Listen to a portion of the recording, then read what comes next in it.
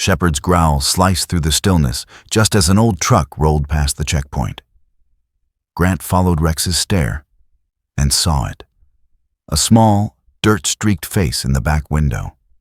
A trembling hand. A scrap of cardboard. "Help me." The truck sped up. Rex lunged, barking with desperate force, and Grant realized he had only seconds before everything changed.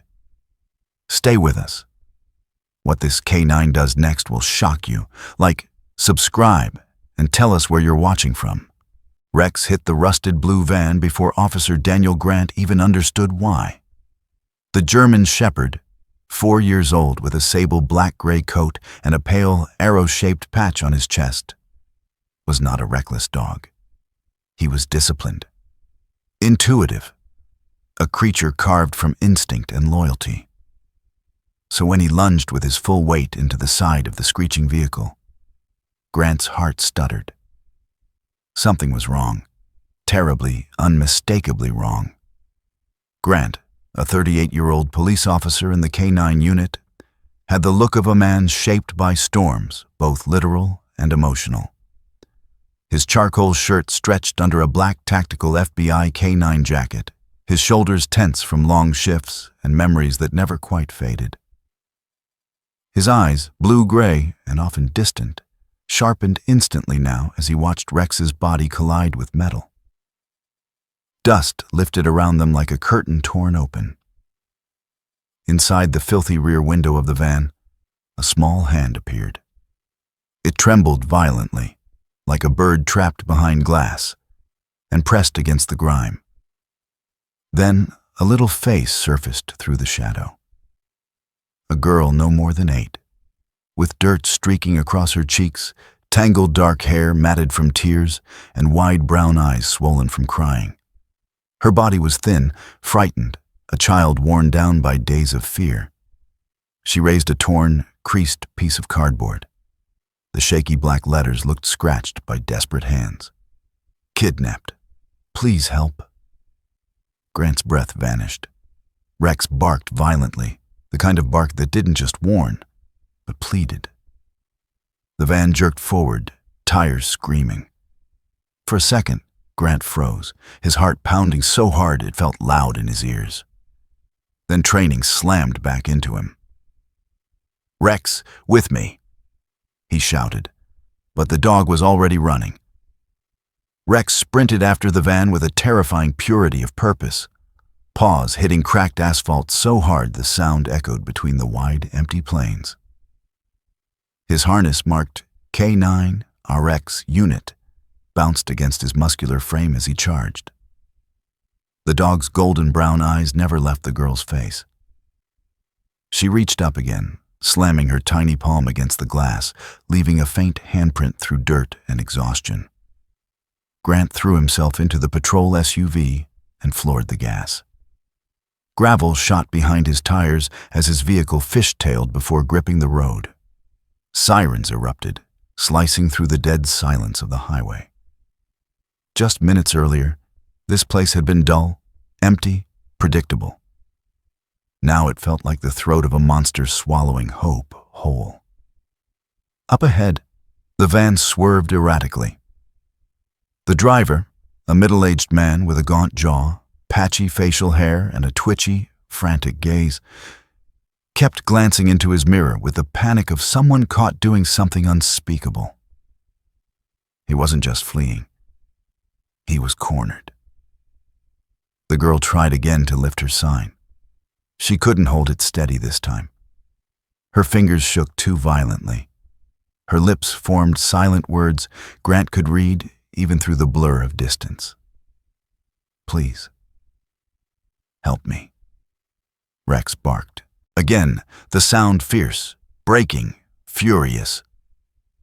Grant felt something inside him snap the way only a child's silent plea could. He pushed the SUV harder. "Hang on, sweetheart. We see you." The van hit a pothole, bouncing violently. For a second, the rear door rattled open, just a crack, but enough for a sliver of daylight to reach the girl, and enough for Rex to see her fully. His ears shot up.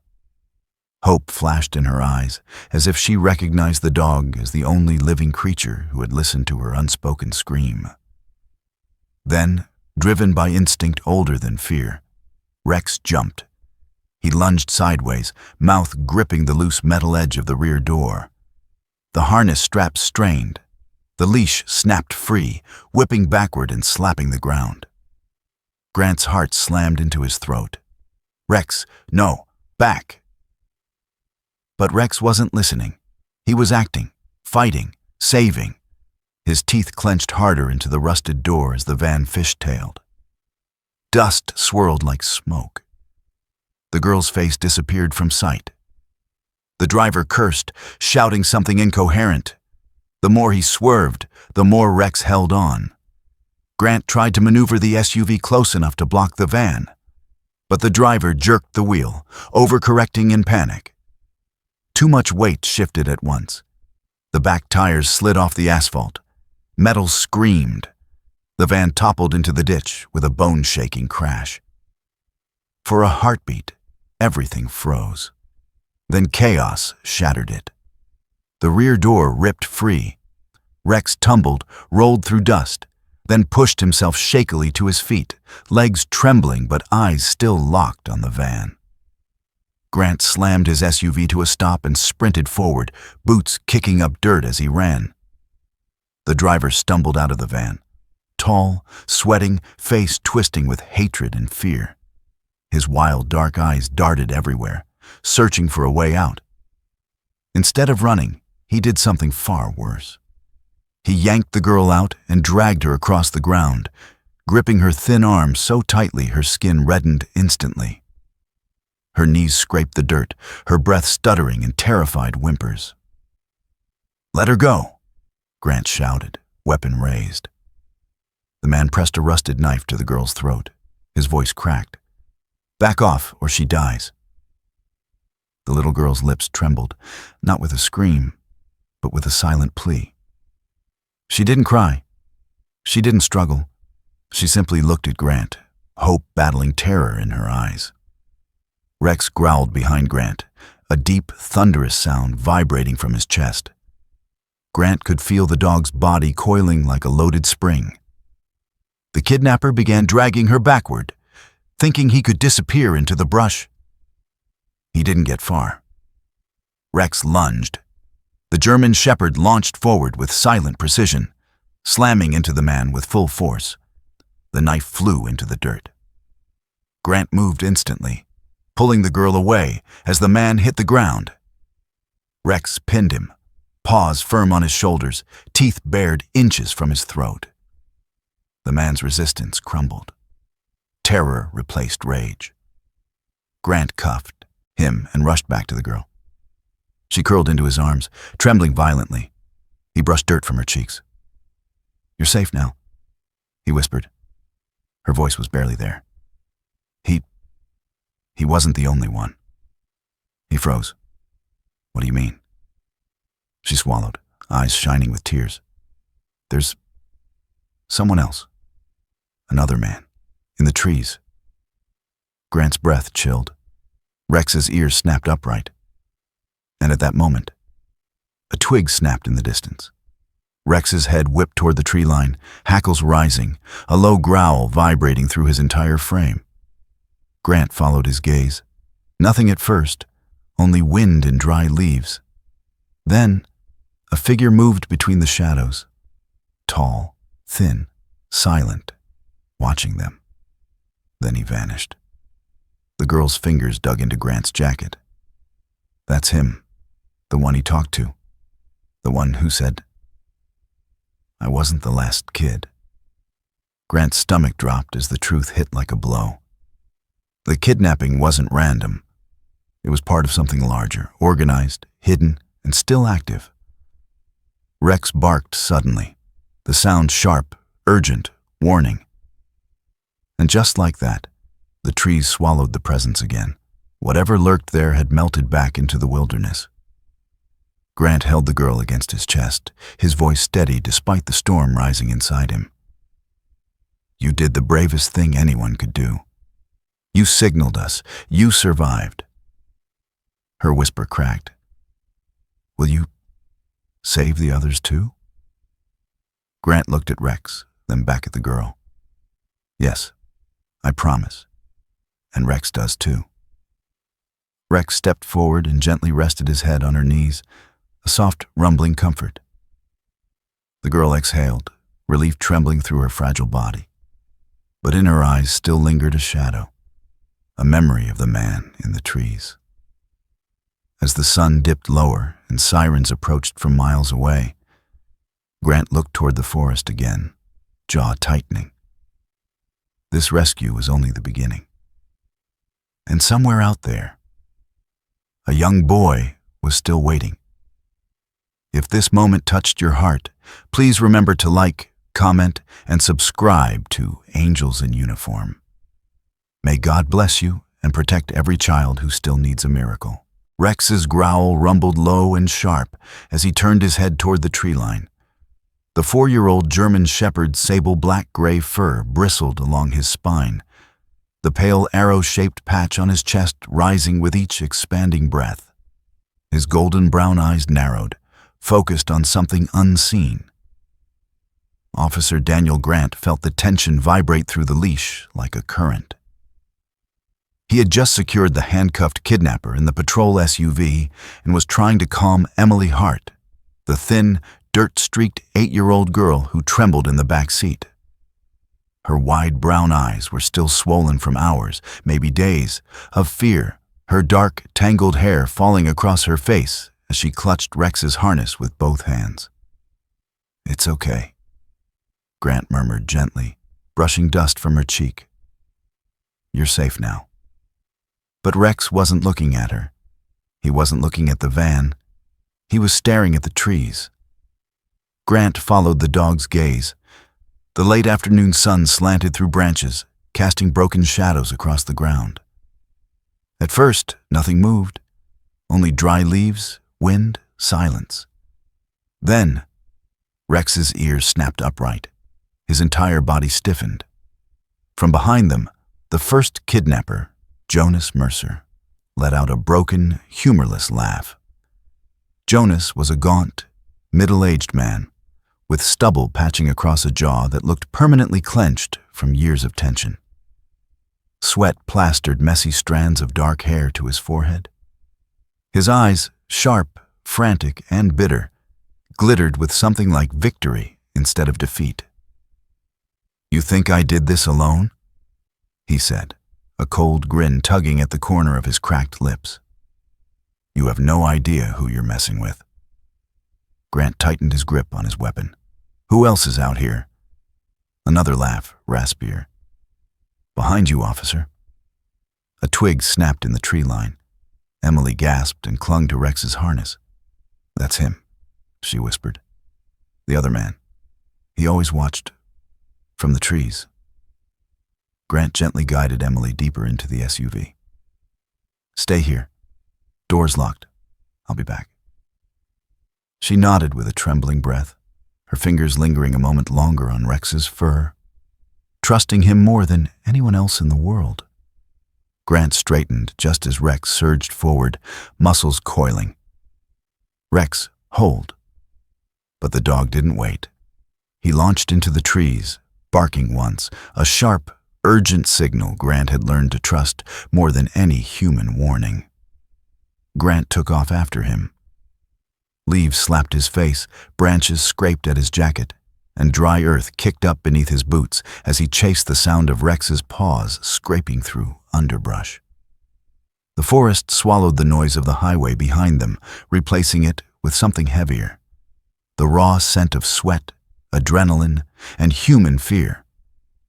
Grant recognized that smell instantly. Someone was running. He slowed, analyzing the ground. Fresh footprints, bigger than a child's, deeper than Jonas's, angled east.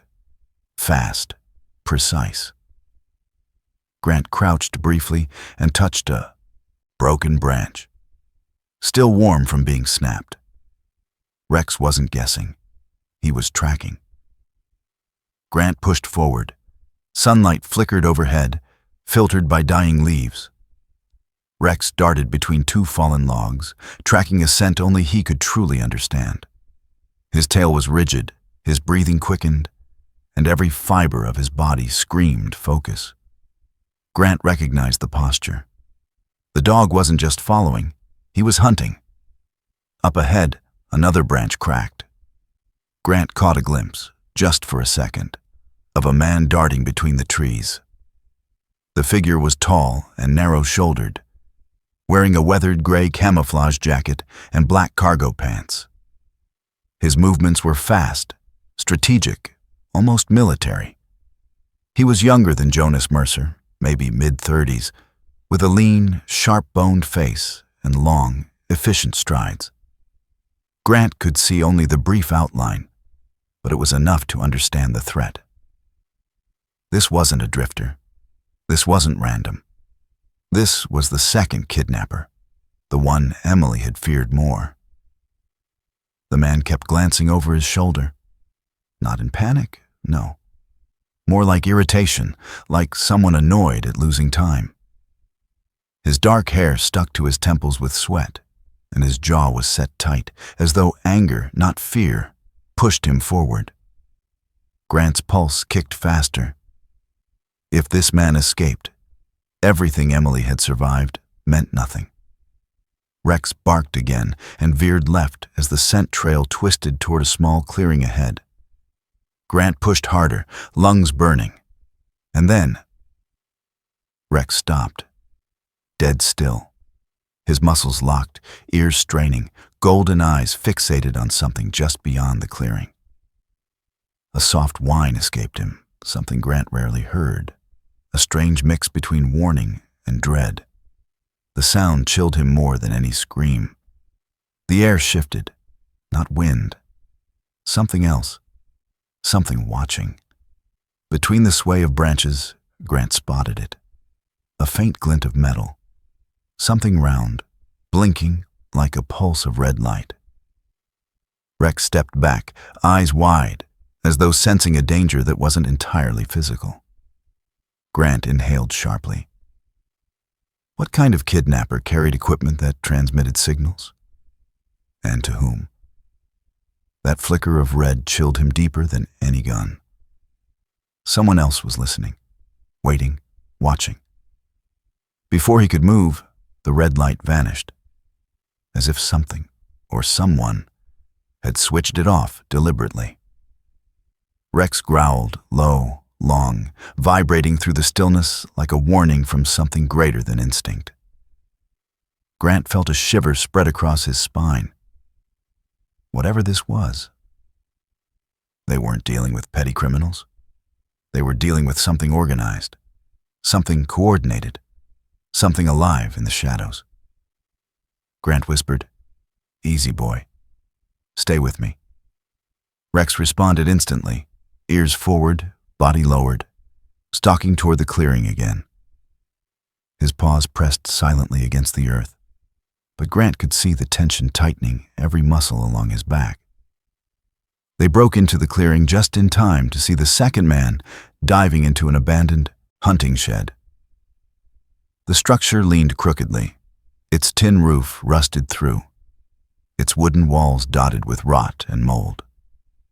A shattered window sat on the right side, its glass long gone, leaving a jagged mouth of splinters. The man shoved the door open with his shoulder and slipped inside. In his left hand, he held something small and dark, rectangular with an antenna. A radio, or worse, a transmitter. Grant raised his gun. "Police, stop!" But the man didn't stop. The shed door slammed shut. Grant slid behind a tree, steadying his breath, lowering into tactical stance. Rex crouched beside him, hackles raised, nostrils flaring with electric urgency. The dog's gaze locked onto the thin crack beneath the shed door, where tiny particles of dust floated out as the man moved inside. Grant whispered, "We go slow. No surprises." Rex answered with a low chuff. Grant moved first, silent, deliberate. His boots avoided the dried leaves, stepping only on patches of dirt. Rex mirrored him perfectly. When they reached the shed wall, Grant pressed one hand against the rotted wood. It vibrated faintly. The man was pacing. Then something else. A faint static buzz came through the cracks. The transmitter was on. Grant's mind sharpened. Who was he signaling? Was he calling for help or triggering something worse? He leaned toward the window to look inside. But before he could see clearly, the shed went silent. Completely silent. Grant felt his chest tighten. Rex's body leaned forward, muscles taut. Grant counted down silently. 3, 2, 1. He stepped into the window's line of sight. The man inside stared back at him. Sharp face, dilated pupils, sweat dripping from his chin. In his hand, the small black device blinked a final red pulse before the man clenched his jaw and hissed, "You're too late." Grant's breath froze. But the man didn't attack. He bolted deeper into the shed's shadows, toward a second exit Grant hadn't known was there. A trap door. It slammed shut. Rex barked in frustration, leaping toward the door, paws clawing at the rotting wood. But the hidden passage was already sealed tight. Grant exhaled shakily. His arms trembled, not from fear, but from understanding. Whoever these men worked for wasn't afraid to run. They were afraid of being found. Grant knelt beside Rex, placing a steadying hand on the dog's neck. "It's okay, boy. We'll get him. We're not stopping." Rex leaned into the touch, breathing hard, but his gaze never left the trap door. The shed was still humming faintly with leftover static from the transmitter. Somewhere out there, a message had been sent, and someone had heard it. Grant swallowed hard, then stood up. "Let's go back to Emily. She needs us." Rex turned reluctantly, but obeyed, tail low, ears still alert. As they returned through the trees, Rex paused one last time, staring into the dark like something unseen stared back. Grant followed the direction of the dog's gaze, but saw only stillness. For now. They reached the SUV. Emily sat curled in the back seat, hugging her knees to her chest. When she saw Rex, the girl's shoulders dropped with relief. She pressed her hand to the window, and Rex nudged his nose gently to the glass. Grant opened the door. "You okay?"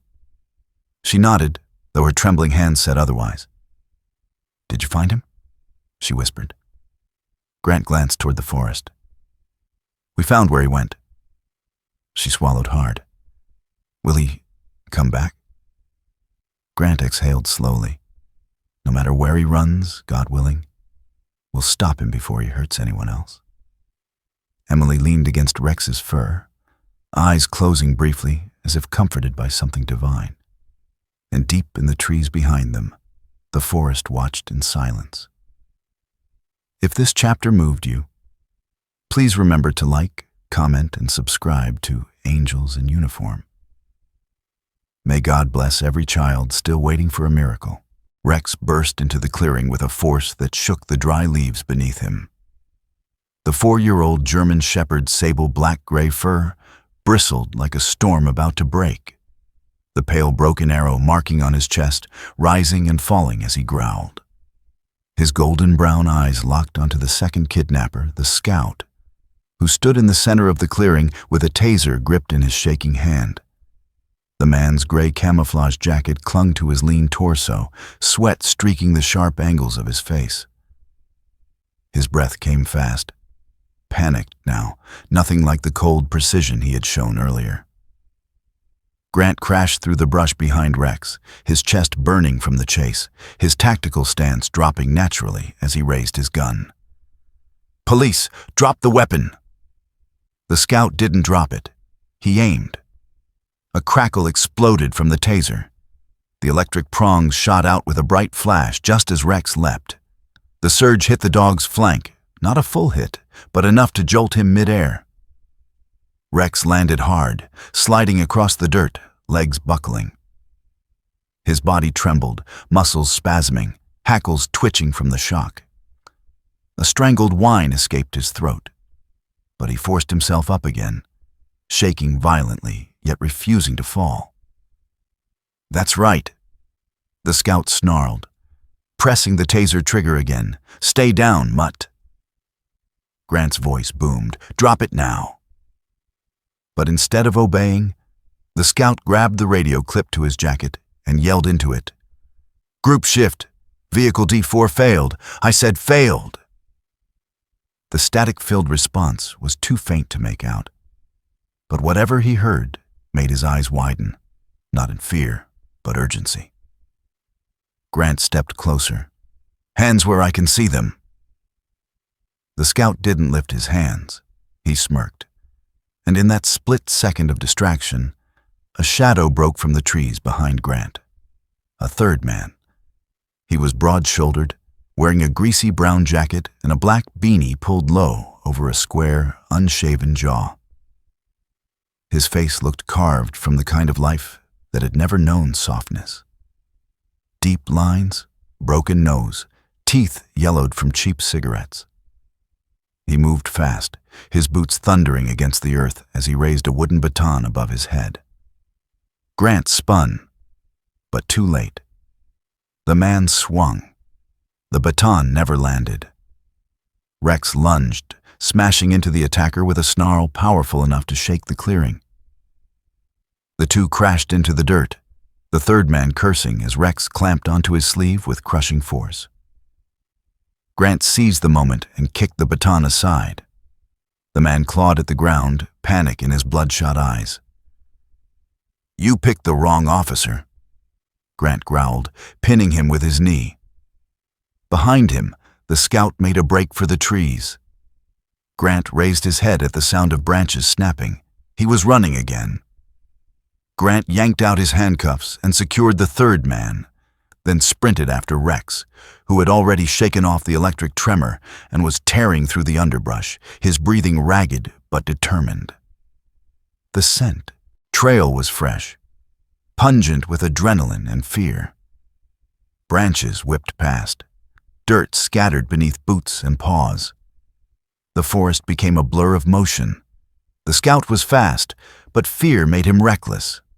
He stumbled over roots, crashed through bushes, left a trail that even a half-trained dog could follow, let alone Rex, who tracked him like a ghost moving through familiar ground. Grant saw the flash of camouflage ahead. "Stop!" he shouted. The scout didn't stop. He pivoted toward a fallen log, trying to scramble over it. Rex slammed into him from the side, knocking him hard into the mud. The taser flew from his grip and skidded across the ground.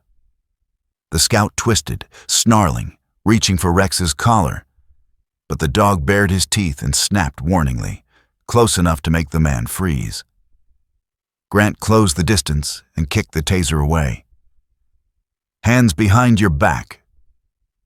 The scout glared up at him, chest heaving. Up close, his features were even sharper. Gaunt cheeks, sunken eyes. The look of a man who had lived too long without sleep or conscience. A faint scar ran down the edge of his jaw, old enough to be forgotten by its owner, but still visible. His voice was hoarse, raspy. "You think you shut this down. You don't even know the half of it." Grant didn't respond. He moved to cuff him. Rex suddenly stiffened. The dog froze, head snapping toward the eastern tree line. His golden eyes expanded, ears rolling forward as though hearing something beyond human range. A soft rumble built in his throat. A warning, but hollow, unfocused, as if directed at something distant or unseen. Grant's stomach tightened. "What is it, boy?" Rex didn't blink. Then, a faint sound drifted through the trees. Not footsteps, not wind. A child's cry, faint, trembling, lonely. It cut through the clearing like a blade of ice. Grant's heart slammed. Emily? No. The cry was younger, smaller, farther away. Rex stepped backwards, ears flattening, tail low, as if torn between chasing the sound and guarding Grant. The scout looked up with a cold, trembling smile. "You hear it too." Grant pointed his gun. "What did you do?" "That?" The scout chuckled. "That's not mine to explain." A chill swept through Grant. How many children were out here? Rex let out a painful, urgent whine. Something rare, something that meant he was sensing danger tied to innocence. And then, the crying stopped. Cut clean. Silence rang heavier than screams. Grant forced himself to focus. Emotions could wait. Danger couldn't. "Hands behind your back. Now."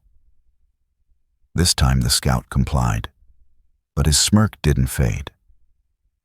Grant snapped the cuffs into place and hauled him upright. The third man in the clearing groaned from where he lay face down in the dirt. Rex gave a low growl, approaching him with a protective stance, shoulders high, tail stiff, fur lifted.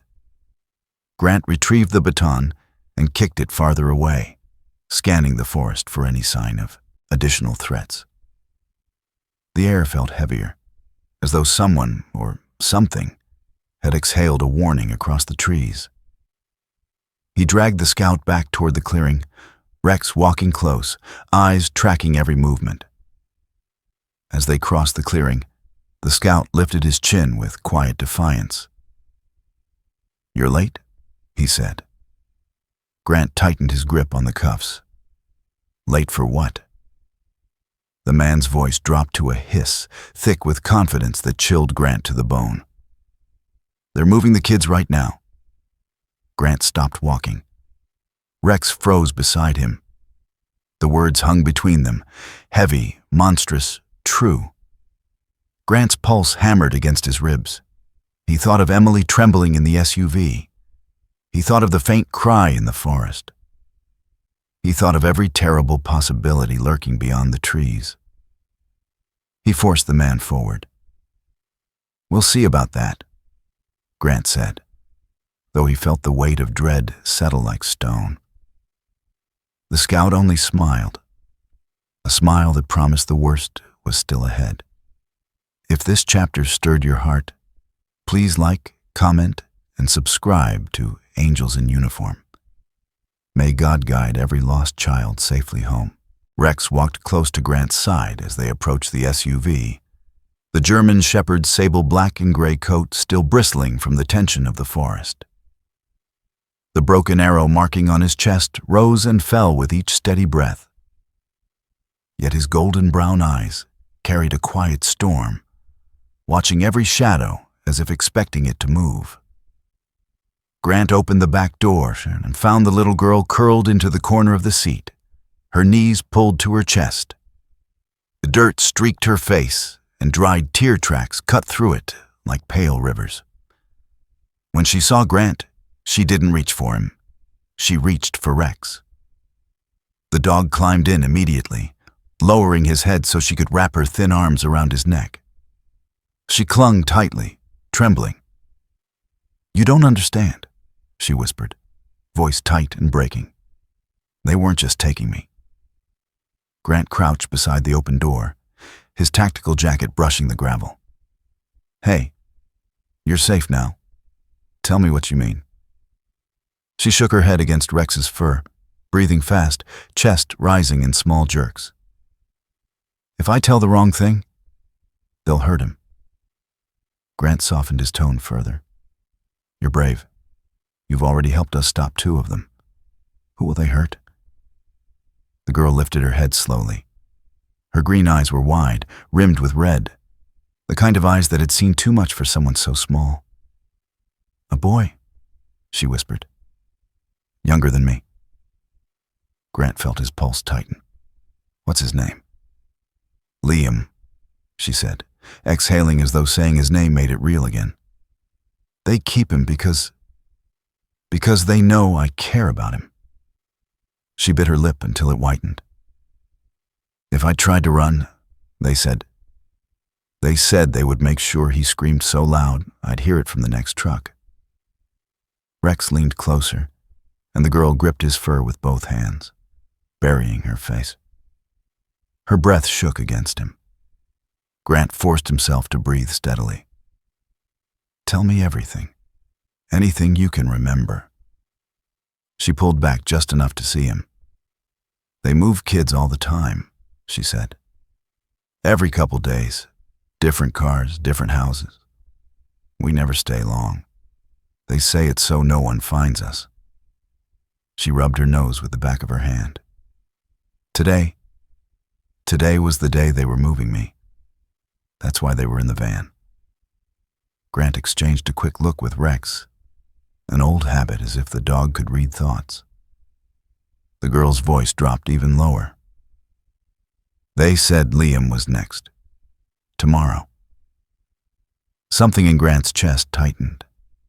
His mind flashed to the faint cry he had heard in the forest, the one that Rex had sensed before any human ear could catch it. "Did they ever tell you where they keep the others?" She nodded slowly, not with words. "But I remember." She reached for the crumpled notebook Grant kept in the side door. He handed it to her. Her small fingers trembled as she opened to a blank page and began to draw rough lines. Crooked, imperfect, but deliberate. A square building, a crooked tree, a long gravel path with a bend. Rex watched with unblinking focus, ears twitching at each drag of the pencil. She drew a fence, a tall one. Then another building behind it, smaller. "This is where they kept us last time," she explained, tapping the paper with her nail. "It smelled like paint and mold, and like old food." She wrinkled her nose at the memory. There were metal bars in the windows, and a man with gray hair who never talked. He only watched. Grant leaned closer. "Describe him."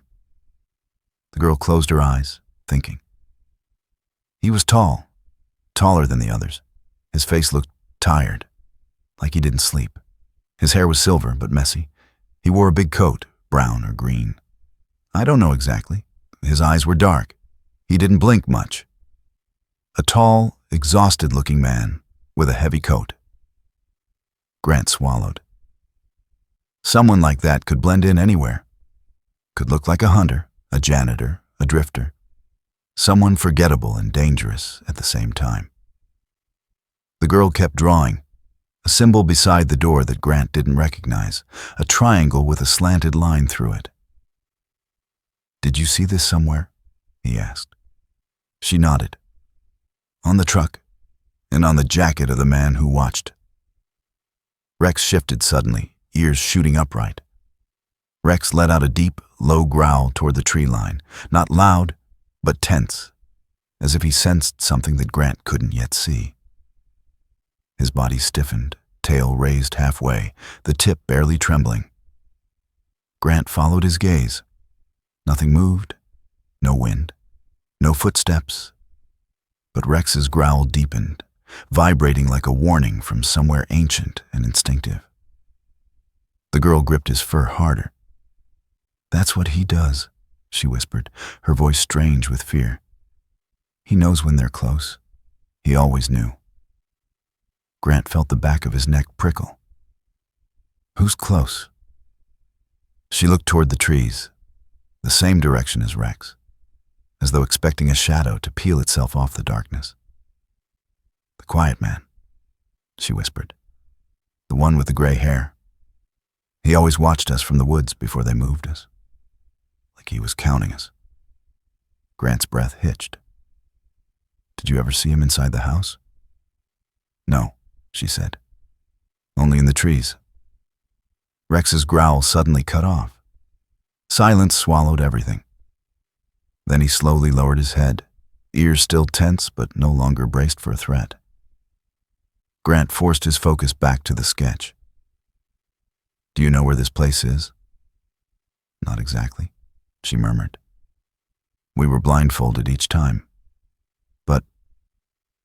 She pointed at the crooked tree she'd drawn. "There's a water tower behind it.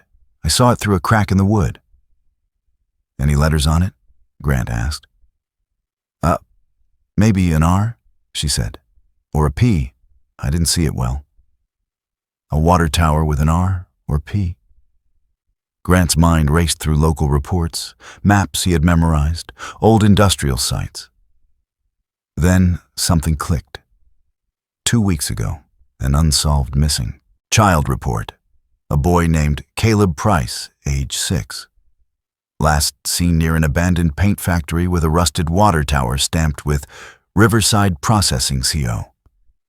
The same week Emily went missing. Grant felt his stomach drop. The girl saw his expression shift. "What's wrong?" she asked, voice trembling. Grant exhaled slowly. "Your drawing, it matches a location tied to another missing child," he said. "A boy taken from his yard 2 weeks ago." The girl's breath caught. Is he still alive?" Grant didn't answer immediately. He never made promises he couldn't keep. Rex nudged her hand gently, as if offering comfort. Grant placed a steady hand on her shoulder. "Your information might be the key to finding all of them," he said. "Not just Liam." The girl held Rex tighter, her thin fingers digging into the dog's fur. Then you have to go soon," she whispered, "because they don't stay anywhere very long." Grant closed the notebook with a quiet snap. His heartbeat thundered. The case he thought was a single kidnapping had just grown into something wider, darker, and more urgent. The scout's taunt replayed in his mind. "You're late. They're moving the kids right now." But this was worse. It wasn't just now. It had been happening long before today. And if the girl was right, the gray-haired watcher might be moving them again tonight. If Chapter 4 touched your heart, please like, comment, and subscribe to Angels in Uniform. May God's grace protect every missing child until justice finds them. The fluorescent lights in the small rural station flickered as Grant carried the evidence box into the briefing room. Rex padded beside him, the 4-year-old German shepherd moving with a steady gait, his sable black-gray coat shifting like storm clouds with every step. His golden-brown eyes scanned every corner as though danger might rise from the shadows themselves. Grant barely had time to set the box on the metal table before a young officer sprinted into the room, his breath uneven and his uniform still dusted with leaves from the forest. The officer, Officer Hale, a slim, fair-haired man in his late 20s with freckles scattered across his nose, held up a plastic evidence bag, his hands slightly trembling. "Sir," he gasped, "we found this in the van." Grant straightened. "Show me." Inside the bag lay a stack of items pulled from the rusted van. A gas station card with a smeared magnetic strip, a folded state map with red circles drawn in uneven ink, a bundle of zip ties, and several boxes of baby formula with expiration dates scraped off. Hale swallowed hard. "There's more in the vehicle. Blankets, kids' shoes, a pacifier." His voice dipped. "There's no way the driver only had one child." Grant's pulse tightened. "Fingerprints?" Hale nodded grimly. "Running them now." Rex lowered his head toward the evidence box, sniffing gently. His breath fogged the plastic bag slightly, and he gave a quiet, unhappy whine, a rare sound from the disciplined K9. Grant rubbed the dog's neck. "I know, buddy, I know." Minutes crawled past. Grant opened the folded state map and spread it across the table. 5 red circles marked locations in diagonal sequence across the counties, all connected by state highways. Each circle sat near abandoned structures. A paint factory, a storage yard, a condemned farmhouse. All remote, all perfect for hiding children. The door burst open again. A second officer rushed in. This one older, a barrel-chested black man with deep-set eyes and a gray beard trimmed close. Sergeant Willis, known for his sharp instincts and sharper temper. He held a printed report. "Grant, We got a match. Grant stepped forward. Who? Willis exhaled through his nose. Darius Cobb, member of the multi-state trafficking ring we've been tracking for years. Thought he went underground. Guess he resurfaced driving that van today. Grant felt coldness settle into his bones. Darius Cobb wasn't just a criminal. He was the kind who left no loose ends, no survivors, and no trace of the children he took. So this wasn't a random grab. No, Willis said. This is organized, efficient. They rotate kids across state lines to avoid detection. His rough voice dropped. This is a pipeline, Grant. Grant clenched his jaw. Where's the girl now? In the next room with medical, Willis replied. Physically okay, just shaken. Grant nodded. I need to talk to her again. Soon. Before Willis could reply, Rex froze. The dog's ears snapped upright, his entire body stiffening. He walked to the evidence bag containing the little girl's blanket, pink, frayed edges, smeared with dirt, and pressed his nose deep into it. He inhaled sharply, once, twice, and then backed up with a sudden growl that rolled low from his chest. His tail lifted rigidly. Grant crouched beside him. What is it, boy? Rex didn't look away from the blanket. Instead, he moved to the evidence box again, sniffing the baby formula, the zip ties, the map, then back to the blanket, whining in a tone Grant had only heard when Rex sensed another child in distress. Willis raised an eyebrow. You smell something? Grant nodded. Something he recognizes, something from the other cases. Rex suddenly jerked his head toward the window. His eyes sharpened, golden irises narrowing as though he were staring through the glass into something the rest of them could not see. The fur along his spine lifted in a wave. He let out a short, guttural bark, not aggressive, but urgent, warning, almost pleading. Hale flinched. What's he reacting to? Rex stepped closer to the window, tail stiff, breath trembling. A second bark followed, softer this time. Less warning, more calling. Grant's heart tightened. Rex only made that sound when he sensed a vulnerable child, the way he had done once during a winter rescue when a toddler was buried under snow. The girl's blanket lay on the table, absorbing whatever scent Rex had detected. And outside, just past the station, were miles of dark forest and empty road. Something, or someone, out there carried the same scent. Grant stood, grabbing his holster. We need to know where the second vehicle went. Willis gestured to the corner of the room where another officer was typing furiously. Traffic cams picked it up heading east. Old Route 38. No stops, no detours. Grant's eyes widened. That road leads straight to the Riverside processing site. The abandoned one?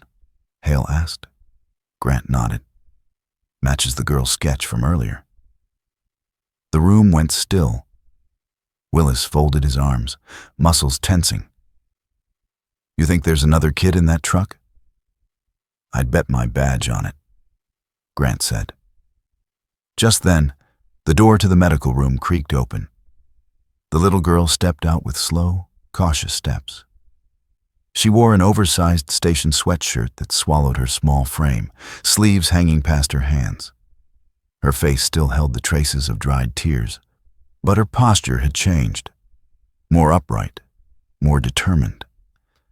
She approached Grant, her small fingers twisting the hem of her sleeve. Rex walked toward her immediately, pressing his warm fur against her side for comfort. She placed a hand on his head, steadied by the feeling of his breath beneath her palm. Uncle Grant? She whispered. Grant knelt to meet her eyes. I'm right here. She swallowed and looked at the evidence box. Her eyes landed on the map. You're looking for the other car, right? Grant nodded gently. We think it's going east. We think they have another child." Her breath hitched, and she closed her eyes for a second, gathering strength. "It's not just one," she whispered. "There were more kids before they moved us. But the one they keep closest, the one they won't let out of their sight." Rex leaned closer, letting out a soft breath through his nose. The girl opened her eyes again, wet, frightened, pleading. "Uncle, save my brother. He's only 5 years old." The room fell silent. Grant placed a steadying hand on her shoulder. "We will," he said softly. "We're going now." Rex nudged her again, this time placing his head under her hand, as if offering a promise of his own. Grant stood, grabbed the map, and turned to the team. "Gear up. We move out in 5 minutes." Willis nodded sharply. "Yes, sir." Hale moved toward the evidence locker, gathering flashlights and radios. Rex stood tall beside Grant, his chest rising with purpose, his golden brown eyes looking toward the door, as though he already saw the road stretching out ahead.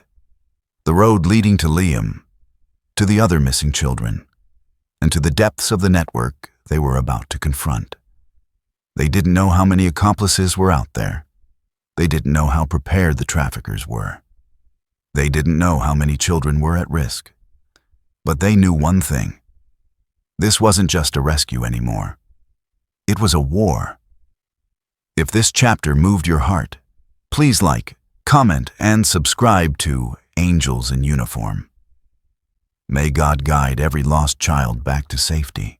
Rex's nose twitched the moment Grant pulled the scrap of fabric from the evidence envelope. It was a torn piece of a child's shirt. Faded blue, frayed edges. A faint streak of something that looked like chalk or dust across the hem. Grant held it out for scent analysis, expecting Rex to confirm the direction they had been preparing for on the marked map. But the dog stiffened, ears slicing upward, tail lifting with sharp intensity. Rex inhaled deeply, stepped backward, then moved toward the station door with a sudden pull that nearly tore the leash from Grant's hand. "Rex, wait, easy boy." But Rex wasn't listening. The 4-year-old German shepherd surged forward with a certainty that left no room for confusion. His sable black and gray coat flashed in the hallway lights as he dragged Grant down the corridor. He didn't bark. He didn't hesitate. He only moved with instinct carved from training, trauma, memory, and something deeper. Something sacred that lived in the bond between a K9 and the innocent he was trying to protect. Outside, the night air was cool, carrying the smell of concrete, dust, and something faint beneath it. Fear. Rex jerked right, away from the patrol cars warming on the lot, away from the officers prepping gear, away from the route every detective had agreed was the logical direction. "Rex, that's the wrong way," one officer called. "The paint factory is east." But Rex didn't falter. Grant, breath tight and heart pounding in sync with the dog's urgency, followed without a second thought. "I trust him," he said over his shoulder. "Gear up and follow our last ping." He and Rex cut across the highway embankment and into a small service road that curled behind the town's industrial zone. The path grew darker, framed by skeletal branches and rusted fencing. Up ahead, the silhouette of abandoned warehouses rose like broken teeth against the night sky. Their windows were blackened, their brick walls scarred by old graffiti and neglect. A perfect place to hide what no one wanted found. Rex slowed, nose low, body dropping into a hunter's crawl. Grant rested his palm on the dog's back, feeling the trembling concentration beneath the fur. "You smell him, boy?" he whispered. "You smell the kids?" Rex's answer was a low, vibrating growl, one that shook Grant more than any shout ever could. They moved deeper into the yard. Broken pallets littered the ground. Old oil drums lay tipped on their sides. A chain-link gate hung crooked, its padlock snapped long ago. It took only seconds for Grant's instincts to shift from tension to full-on alert. He could feel them here, people, movement, danger. A sound cut the air, a soft shuffle, then a muffled sob. Grant froze, hand reaching toward his holster. There, near the warehouse's side entrance, a faint beam of light flickered once, then vanished, like someone shielding their flashlight, like someone moving quickly and quietly where they shouldn't be. Rex's body stiffened beside him, muscles coiled tight like a wound spring. His eyes glittered in the dim light, reflecting the single truth he understood. A child was inside. Grant crouched lower, edging along the wall. He could hear arguing now. Two men, voices harsh and impatient. "I told you we had to move them before dark. You were supposed to have the truck ready. The boss changed the route. He said the quiet man doesn't want them staying here." "You mean the old guy in the coat?" "Yeah, him." Grant stopped breathing. The quiet man, the one with gray hair, the watcher in the woods. His heart thudded hard. They were close. Too close. Rex shifted his weight and almost whined, but Grant placed a steady hand on his shoulder, grounding him. They eased closer to a cracked window. Through the dirty glass, Grant saw movement. Shadows pacing, arms flailing, the glint of metallic tools. But as his eyes adjusted, he saw something else. A line of small crates stacked against the far wall. Hay scattered, blankets, water bottles, and something that made his chest cave inward. A child-sized shoe lying on its side. Rex touched his nose to the window and emitted a low, mournful sound that tightened Grant's throat. Suddenly, Rex stepped sideways, not forward, not backward, but to the side, blocking Grant's path with his body. The dog's head lifted toward the warehouse roof, ears pointing to a precise angle. Grant frowned and followed his gaze. At first he saw nothing but rusted gutters and cracked shingles. But then, something shifted. A faint silhouette. A movement almost too quiet for human senses. The outline of a man stepping back from the roof's edge, coat flapping. Tall, thin, shoulders slightly hunched, gray hair glinting under the dull moonlight. Grant's breath caught. He was here. Watching. Listening. Waiting. Rex trembled, not with fear but recognition. The same instinctual dread he displayed in the forest. And then, as silently as he appeared, the man vanished behind the roofline. A door inside slammed open. "You hear that?" One guard hissed. "Probably the pipes. This place is falling apart." "Just hurry up. We have to get the kids moved before they wake up." Kids. Plural. Grant's pulse hammered. He pressed his back against the brick and signaled Rex with 2 fingers. The dog lowered to the ground, ready for a silent strike. The side door creaked. 2 men stepped out. The first was tall with a narrow face, patchy beard, and deep eye bags like permanent bruises. He wore a black windbreaker and moved with jittery impatience. The second was bulkier, bald with a scar across his bald scalp, arms thick like he'd worked construction for years before drifting into crime. They smelled of sweat, cigarette smoke, and fear. Grant waited until they were close enough that he could hear their footsteps sinking. 3 steps. 2. 1. Rex, now. The German, Shepard, launched like a bullet, hitting the larger man first. His jaws clamped onto the man's forearm, ripping a scream from deep in his chest.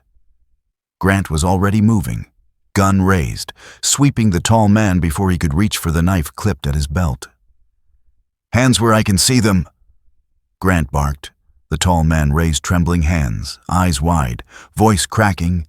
"Don't shoot! Don't shoot! We were just kidnapping children." Grant snapped. "Get on the ground." He kicked the knife away and tackled the man, cuffing him quickly. Behind him, the larger guard gasped, pinned under Rex's weight.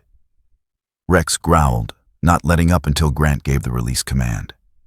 Then, a sound floated from inside the warehouse. Soft, broken. A little boy's voice crying out, "Please, I don't want to get in the truck again." Grant froze. Rex's head snapped toward the door, ears forward, tail stiff. A heartbeat passed. Another. Then Grant rose slowly, gripping the door handle. The child's voice trembled again, closer this time. Please don't take me." Grant exchanged a look with Rex. This was it. The final location. The children were inside. If this chapter touched your heart, please like, comment, and subscribe to Angels in Uniform. May God's light guide every lost soul back home. The metal door groaned as Grant pushed it open, his breath held tight in his chest. Rex moved in first. The 4-year-old German shepherd slipping into the darkness with a silent, trained precision. His sable black-gray coat shimmering briefly under the thin beam of light from the hallway. Inside the warehouse, the air was damp and cold, thick with dust and the faint scent of fear. An odor Rex recognized instantly. He lowered his head, ears forward, tail stiff, body shifting into a ready stance. A small gasp echoed in the shadows. A little boy, no more than 5, stood near a stack of crates, his face pale under the flickering bulb overhead. His hair was dark and matted, his cheeks streaked with dirt, his eyes wide and hollow from too many nights afraid. When he saw Rex, those eyes lit with a flicker of recognition. The child whispered, barely audible, "It's the dog from before." "Mommy, it's the dog." Grant felt his throat tighten. How many times had the boys seen Rex from inside a truck, through slats in wooden boards, through cracks in doors, never knowing if help would truly come? Before Grant could speak, footsteps thundered deeper inside. 2 guards burst from behind an overturned table.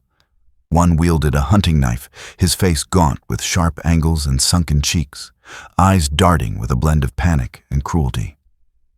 The other held a handgun, shaking hands but steady enough to kill. He was older, bald with a jagged scar across his cheek, a scar that looked infected, angry. His breathing was harsh, whistling slightly, as if from old lung damage. "Stop right there," the gunman shouted, voice cracking. Grant didn't flinch. Rex didn't blink. The knife wielder lunged first, rushing forward with a guttural sound that cut the air. Grant pivoted sideways, grabbed his wrist, and slammed him against the metal crates with the force of years of training and the adrenaline of a man who refuses to let innocent lives slip away. The knife clattered across the floor. The guard groaned, sliding down. The gunman fired. The crack of the shot split the warehouse. Rex launched forward at the same instant, his powerful body twisting like a coiled spring released. The bullet hit a crate behind Grant, splintering wood with a sharp blast. Rex slammed into the gunman's ribs, knocking the weapon from his hands. The man fell backward, hitting the ground with a hard thud, breath knocked out of him. Grant kicked the gun aside and cuffed him in one fluid movement. Rex didn't waste a second. He turned toward the sound of a muffled scream. A third man had been hiding behind the row of crates, clutching the young boy by the arm, pulling him toward a rear exit, where a white van waited with its engine still running. This man was thin, almost wiry, with wild hair and a nervous tick in his jaw that pulsed rapidly. His grip on the boy tightened when he saw Rex racing toward him. "Back off," he snarled. "I'll take him with me." Grant shouted, "Let him go!" But the man dragged the child faster, desperate, frantic. Rex bounded toward them, gathering speed with every stride. The boy reached out, tiny fingers trembling. "Help me," he pleaded, voice breaking. The man yanked him harder. Then Rex struck like lightning, jaw latching onto the man's sleeve with controlled precision that avoided the child entirely. He pulled the man backward, slamming him against the crate. The boy stumbled free, tumbling onto the ground. Grant scooped him up and cradled him against his chest as Rex pinned the last guard with a growl that reverberated through the metal walls. The boy clung to Grant, shaking violently, breath hiccuping against his uniform. "Please, don't let them take me again." "You're safe now," Grant whispered. "I promise." As the boy cried into his shoulder, Rex returned to his side, nuzzling the child gently. The dog's golden brown eyes softened, his breath warm and steady, an anchor in the middle of the storm. Further inside, Grant found the other children, some asleep from exhaustion, some huddled together, shivering with silent tears. 2 officers who had followed the GPS ping began lifting them gently from the crates. Many were too weak to stand. One girl, no older than 7, had bruises circling her wrists. She looked at Rex with a fragile smile. Another little boy kept whispering, "Is it morning yet? Is it over?" Grant nodded to each in turn, reassuring them despite the knot in his own chest. Outside the warehouse door, the first girl, the one who led them here, waited under the care of medical personnel. When she saw the rescued boy, she ran forward and collided with him in a trembling embrace.